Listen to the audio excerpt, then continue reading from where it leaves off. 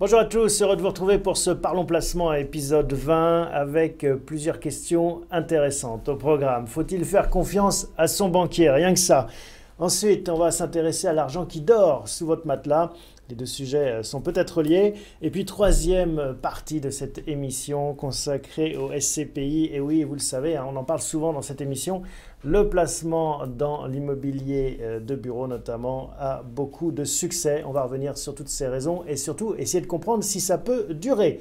Voilà, Parlons Placement numéro 1, ça commence tout de suite.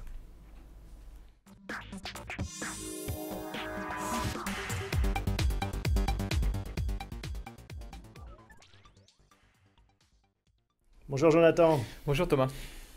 Banque, risque ou opportunité, on va parler de ce sujet. Alors, pas faut-il faire confiance à son banquier en tant qu'emprunteur ou pour aller déposer son argent, encore que, on va voir que c'est peut-être lié, mais surtout en tant qu'investisseur. Hein, c'est la partie marché financier qui nous intéresse. Vous nous avez apporté deux graphiques pour planter le décor. Oui, un premier tableau qui a été fait aujourd'hui qui montre en fait l'évolution des valeurs bancaires Elles sont à la cave. Hein. BNP, Société Générale depuis 6 mois par rapport au CAC 40. Hein, pourquoi 6 mois en fait? C'est à peu près le moment où vous aviez enlevé votre cravate. Je vois qu'aujourd'hui vous l'avez remis, ce qui montre que les choses se gâtent. C'est effectivement cette valeur bancaire, on voit que ça se gâte. Que les modes changent simplement. Donc actuellement, les banques ne sont pas à la mode. Non, elles perdent environ 20%, 17% pour le Crédit Agricole, 22% pour la Société Générale, quand le CAC est à peu près stable. Il fait moins 2 sur les 6 derniers mois. Comment est-ce qu'on explique ce décrochage? Alors, ce décrochage, en fait, s'explique par 3 éléments. Le premier, c'est l'inquiétude sur la croissance mondiale. On l'a vu d'abord sur la Chine, sur les émergents, et puis ensuite sur les États-Unis. Et on sait que lorsque la croissance faiblit, lorsqu'il y a une récession, ça provoque des pertes dans les banques. Les gens ne remboursent pas leur crédit et ça se traduit par des pertes dans les banques. Mais je croyais qu'on sortait de la récession aux États-Unis, on commence à relever les taux, on est déjà retombé c'est l'inquiétude qu'il y a effectivement en ce moment sur les marchés. Je pense que les marchés suragissent par rapport à ça. Il y a un ralentissement, la croissance est un peu plus faible aux États-Unis. Il y a cette crainte. Hein. Il y a cette crainte qui est là. La croissance mondiale est un peu plus faible, mais elle sera quand même de 3% et non plus de 3,5% ou 5% comme on l'a eu il y a quelques années. Et on pourrait dire que quand la croissance s'enrhume, le banquier éternue. Voilà une des premières causes. Vous nous avez apporté, on va revenir sur les autres causes, mais je parlais de deux graphiques, on voudrait voir le deuxième. Alors le deuxième, c'est les CDS, les Credit Default Swap. Ouais, les assurances en français. Hein. Exactement, c'est une assurance contre la faillite d'une banque. Là, on montre le CDS, l'assurance contre la faillite de la Société Générale. On voit qu'il y a du stress, hein, ça monte Exactement, très haut. C'est un révélateur du stress, de la tension qu'il y a sur les marchés. C'est un révélateur en fait de la crainte que la Société Générale, ici en particulier, mais c'est vrai pour toutes les banques européennes et les banques françaises en particulier, que ces banques-là ne remboursent plus en fait les actionnaires, les détenteurs d'obligations. Bon, donc ça c'est pour illustrer en effet la défiance qu'il y a vis-à-vis du secteur bancaire. On a vu les raisons, inquiétude sur la croissance mondiale, Chine, États-Unis, Europe. Quelles sont les autres raisons? Alors, la deuxième raison, qui est peut-être encore plus importante pour le marché, c'est la baisse des prix du pétrole. Le secteur pétrolier souffre parce que les prix sont orientés à la baisse, les marges des pétroliers sont orientées à la baisse. Mais quel rapport avec les banques? Et les banques ont prêté au secteur pétrolier. Le secteur pétrolier a émis des obligations achetées par les banques. Et donc, on a peur que des faillites interviennent dans le secteur pétrolier et qu'encore une fois, il y ait des pertes dans les banques. Mais en France, on n'a pas de pétrole. On a des idées. Est-ce qu'on prête à des pétroliers? Effectivement, c'est là où il y a une exagération du marché. En fait, toutes les banques sont logées à la même enseigne. Il y en a qui ont prêté au secteur pétrolier, d'autres ont moins prêté au secteur pétrolier. La Société Générale a évoqué en fait ces chiffres-là. L'exposition est de moins de 3%, 2 à 3% au secteur pétrolier. De l'ensemble de ces prêts en fait. L'ensemble de ces prêts en fait représente 2 à 3% pour le secteur pétrolier. Vous voyez, c'est une exposition qui est très très faible. Rapprochons ça en fait à la crise 2008, lorsqu'il y avait une crise des subprimes, une crise immobilière. Le secteur immobilier à ce moment-là, c'était 60% des prêts. Vous voyez en fait, l'enjeu n'est pas du tout le même par rapport à 2008. Donc, ralentissement de la croissance redouté, secteur pétrolier qui pourrait entraîner des défauts de paiement.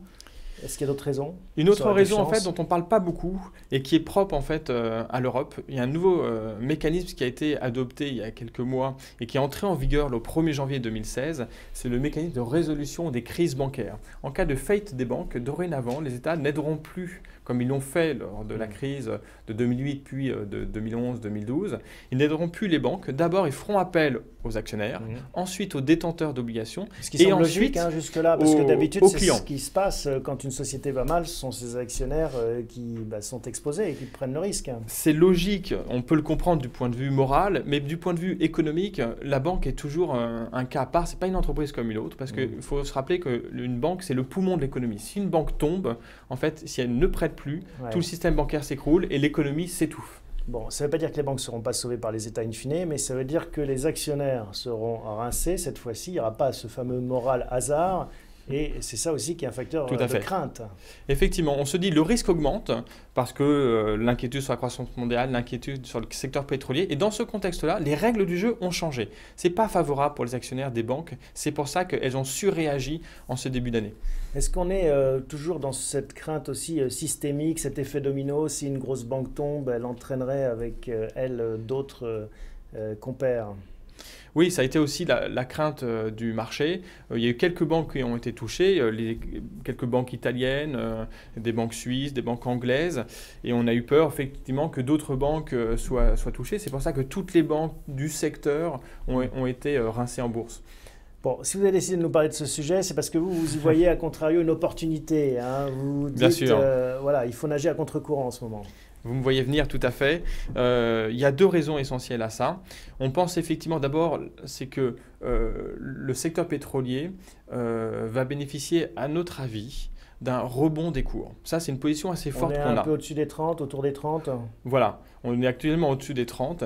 Et en fait, on pense que l'effort, il n'est pas très important à faire au niveau des pays producteurs. La cause majeure de la baisse des prix, c'est un manque d'accord, un manque de coordination au sein des pays producteurs. Il n'y a plus ce cartel qui était l'OPEP discipliné. Exactement. Parce qu'il y a eu la Russie qui est arrivée, les États-Unis, l'Iran maintenant au sein de l'OPEP. Il faut que l'effort soit de 3-4% sur la production pour que les prix remontent au-delà de 50 $. 3-4%, franchement, quand on voit les pertes engendrées depuis 2014, c'est un effort que tous les pays vont accepter de faire pour que les prix remontent enfin. Donc vous voyez un pétrole revenir à 50 $ assez vite Ouais, au cours de l'année 2016, on pense qu'on aura un accord assez large et les prix remonteraient autour des 50 $. Et donc ce qui a pesé dans le mauvais sens pourrait bénéficier au secteur bancaire. Exactement. L'autre élément, oui. c'est la BCE. Vous vous rappelez, il y a un an, elle avait lancé son quantitative easing. Depuis, l'inflation est repartie à la baisse. On pense qu'elle va devoir taper un grand coup sur la table en mars. Elle l'a déjà annoncé. On attend un petit peu le détail de ces mesures-là. Mais ce sera favorable aux banques parce que le but de la BCE, c'est d'aider le crédit à repartir, d'aider les banques à prêter à leurs clients. Mais ça, elle l'a déjà fait pas mal, essayer de relancer la machine en prêtant beaucoup aux banques. Et c'est pour ça d'ailleurs que les banques redégagent des profits. Oui, tout à fait, mais il y a encore de la marge. Quand on compare en fait ce qu'a fait la Fed ces dernières années, on se rend compte que malgré l'effort de 2015, il y a encore beaucoup à faire en fait. Il a parlé de moyens illimités. Tant qu'on n'arrive pas à des objectifs clairs, il faut qu'elles continuent à mettre de l'argent sur la table. Et un des soucis des banques, c'est l'espèce d'aplatissement de la courbe des taux. Elles ont du mal à transformer des taux courts en taux longs avec un delta intéressant. Ça risque aussi de perdurer, ça, non ? Ça, effectivement, ça c'est structurellement, ça pèse sur le résultat de la banque de détail, mais elles ont quelques réponses à ça. Elles peuvent couper dans les coûts en face, elles peuvent prendre un petit peu plus de commission. Globalement, on regarde les résultats qu'elles ont publiés. Les trois banques, c'est à peu près plus 50% par rapport à 2014, résultat 2015 par rapport à 2014, et elles sont encore attendues en hausse en 2016. Donc, moralité, vous nous dites, il faut acheter des actions bancaires en ce moment. Il faut acheter des banques. Allez sur le site de bienprévoir.fr. Nous avons deux types de produits structurés qui permettent de profiter de la hausse. Quelle banque, par exemple ? On en a sur le Crédit Agricole. Et puis, on a un autre produit sur un panier des trois BNP, Crédit Agricole, Société Générale, qui verse un coupon si les banques n'ont pas baissé de plus de 50%. Bon, c'est courageux hein, parce que à ce plateau, beaucoup de gens défilent, notamment pour parler des marchés financiers et aucun ne mise sur ce secteur bancaire en ce moment. Donc là, vous prenez un risque.